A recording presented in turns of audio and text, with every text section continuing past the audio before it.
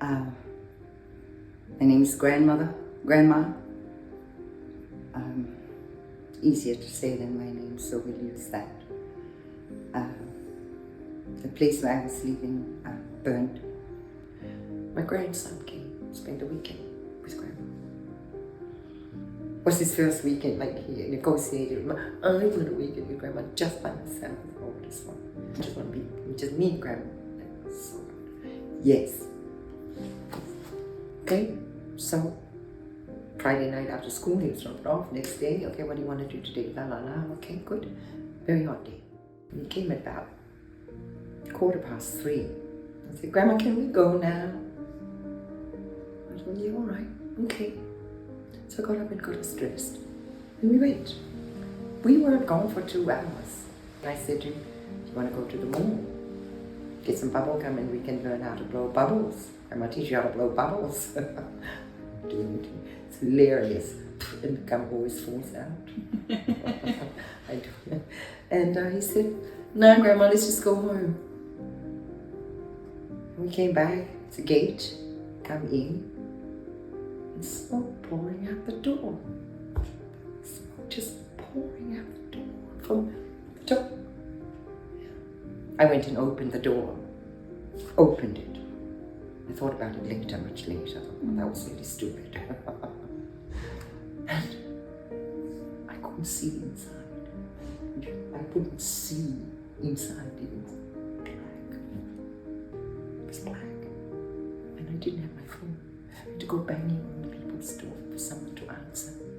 Please call the fire. Please call my grandson. He sobbed. He sobbed from that moment, even after.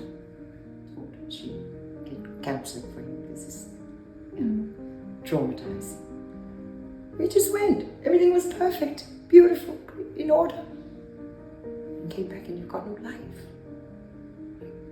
It's only an hour ago I had a life. I couldn't live there. I couldn't stay there. The fire came and put it out, and then they said you can't be here. About 6:30 in the evening, it was summer, and it was getting dark, and I didn't know what to do. And all that kept coming up in my head was the streets, which I was very frightened about. One and only thing still saved was my trolley. Nothing else, just the clothes I had on my back and the shoes on my feet. And go to the streets and look for homeless people and ask them how to do it. What do you do? I was given some numbers by Homes West. I did go to Homes West. I called every day, got only machines. And then 4th or 5th day I got an answer. And they told me to go to Tranby, a place called Tranby. I don't know the city at all, but I found it. And Vanessa helped me sort it out. She got me a place in Safe Night, and they arranged for me to stay there for 10 days. I got a place there for 10 days for the nights only. The days were brutal. I didn't know what to do, didn't know where to go. So I was just holding my trolley on the street and sitting under trees. The city was overwhelming for me.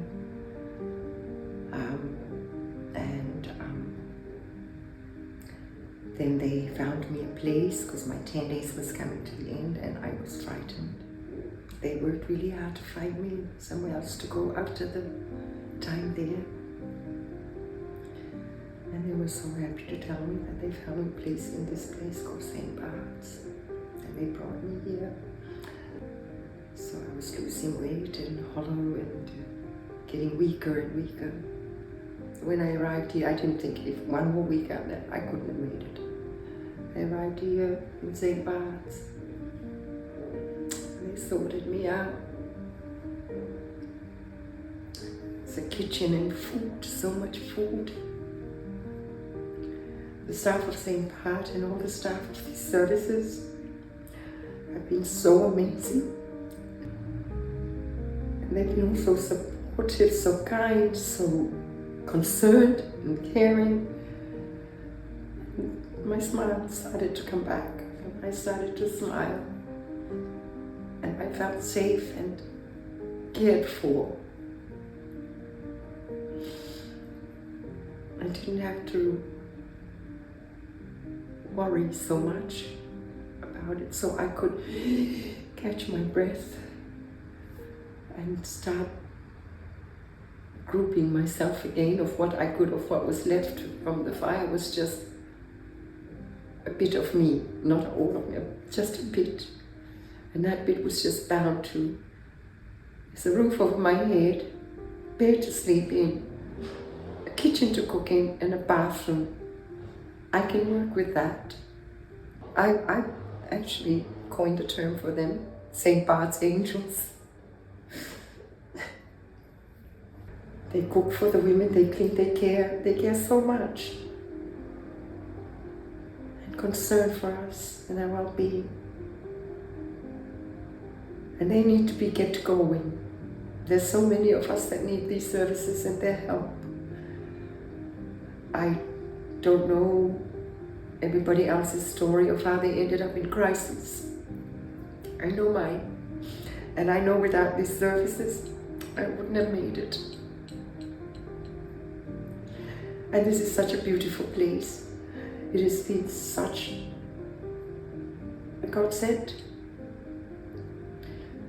for this time for me to survive and make it this far, to the point now that they have found a place for me. We signed the lease, got the keys today, and I'm nervously excited to re-begin a life.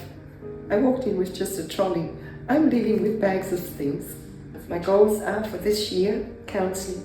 I need to continue my counseling. It will take me, I've given myself this year to re-find me, a new me, another me, because that me doesn't exist anymore.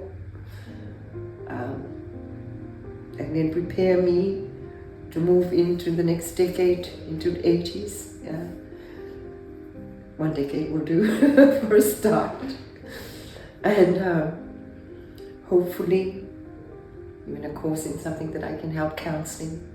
I've had enough life experience to see all these women here. They're all younger than me. I know where they're at. They will call me grandma. Like it's been on their mouth all their lives. Hey grandma, my grandma. And at this late age, and to find out that anything can happen to anyone at any time. We don't know what, but if you make it out alive, there's opportunity and possibility to keep going. Yeah. You walked out of whatever the crisis you were in, you walked out. You got your life. You can restart again. So that's major. That's a major learning for me. And what words do you say? Grateful, gratitude, appreciate. They're not enough to express the overwhelming support that I've received. And all these women here too, all of us, from the staff, not only of St. Bart's, but all of the places that need reach out to people who have, for whatever reason, ended up in a crisis situation. And anything you want to do a course, they will help us. They help us to fill in the forms when we can't think straight, give us the correct answers when I don't know how to answer a question. And they're there for that. And that support is so invaluable, because those are the things where I lost my mind. I lost it, like I can read it, but I don't know what it means.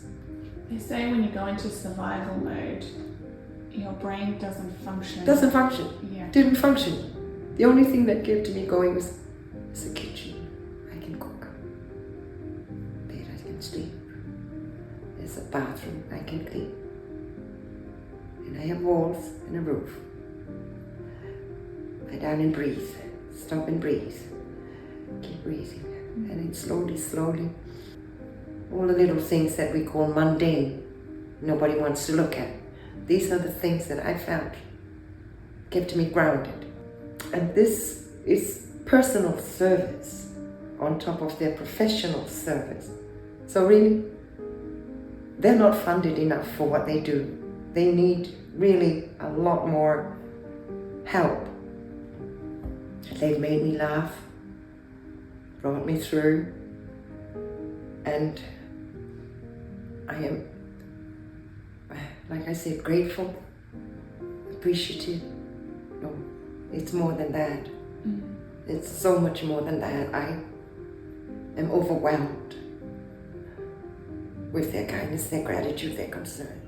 So, yes, I think they definitely do need all the support that they can have and more. You heard me, Albanese.